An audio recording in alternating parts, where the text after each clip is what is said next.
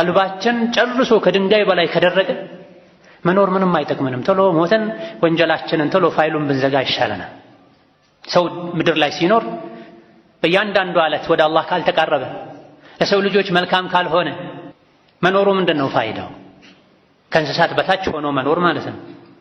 እንስሳት እርስ በርስ ማይጨካከኑትን ያክል ሰው ሰው ላይ እየጨከነ ነው፣ እየከፋን ነው፣ ወደ ወንጀል እየከነፈን ነው፣ እየተገፋን ነው። ኸይር ላይ መሶበር እያቃተን ነው። ሸር ላይ ከግመል የበለጠ ትዕግስተኞች የሆንን ነው፣ ጉልበተኞች የሆንን ነው። ለማን እስከ መቼ? ግፍ በደል ሞልቶ እየፈሰሰ የሌሎችን የኮነነኝ እኛው ራሳችን የወንጀሉ የግፉ ተካፋዮች ነን። ብዙዎቻችን የራሳችን አይታየንም። ወደ ሌሎች ነው ጣት ምንቀስረው። ከሚስትህ ጋር፣ ከልጆችህ ጋር፣ ከጎረቤትህ ጋር፣ ከሰራተኛህ ጋር፣ ከወላጆችህ ጋር ግንኙነትህ ምን ይመስላል? እኔ ታዛዥ ነኝ ወይ?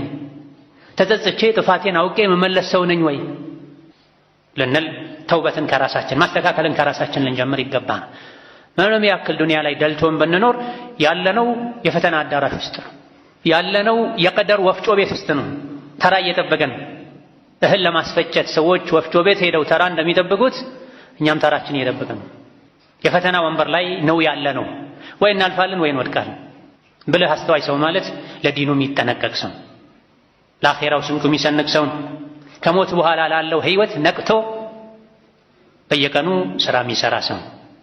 ዑትባ ኢብኑ ገዝዋን የሚባሉ ሰባተኛው ሙስሊም ነቢዩ ዓለይሂ ሰላቱ ወሰላም ዳዕዋ ማድረግ ሲጀምሩ አንድ ብለው መካ ላይ የእስላም ጥሪ ሲጀመር 1 2 3 4 ብለው ሰዎች ሲቆጠሩ ሰባተኛ የሰለሙት ሰው ታላቁ ሱሐቢ አንድ ቀን ባልደረቦቻቸውን ጓደኞቻቸውን ሰብስበው ሲመክሩ ኹጥባ ሲያደርጉ ምን አሉ? አላ ኢነ ዱንያ ቀድ አደነት ቢሰርም ወወለት ሐዳአ ወለም የብቀ ሚንሃ ኢላ ሱባበቱን ከሱባበት ልኢናእ ወኢነኩም ፊ ዳሪን ተንተቂሉን ዐንሃ ፈንተቂሉ ቢኸይሪ ማ ቢሐضረቲኩማ።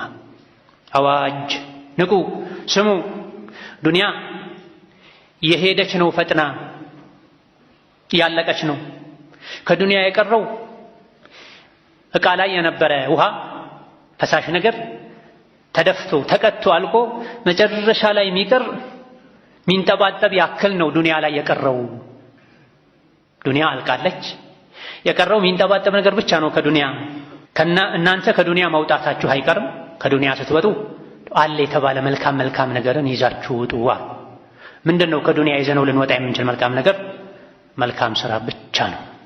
ብርድ ልብስ፣ ወርቅ፣ አልማዝ፣ መኪና፣ አልጋ ከዱንያ ይዤ እወጣለሁ ብትል አትችልም፣ አትችይም።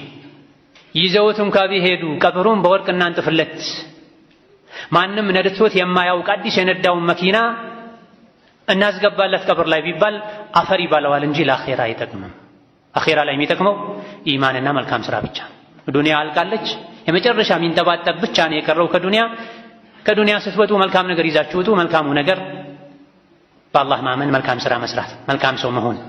ሐዲስ ላይ ከነቢዩ ዓለይሂ ሰላቱ ወሰላም እንደተነገረው ኢማም አሕመድ ዘግበውት፣ አልባኒ ሌሎችም ሰው ባሉት ሐዲስ አንድ ሰው ከተወለደበት ሰዓት ጀምሮ ስጁድ ተደፍቶ እስኪሞት ድረስ እስኪያረጅ አርጅቶ እስኪሞት ድረስ ዱንያን በስጁድ ብቻ ቢያሳልፋት፣ አላህን በመታዘዝ ብቻ ቢያሳልፋት የቅያም ቀን ተነስቶ አላህ ፊት ሲቆም ከተወለደበት ጊዜ ጀምሮ አርጅቶ እስኪሞት ድረስ በስጁድ ላይ ከማሳለፉ ጋር የሰራውን መልካም ስራ ይንቀዋል እንጂ በቂ ነው አይልም ብለዋል ነቢዩ ዓለይሂ ሰላቱ ወሰላም።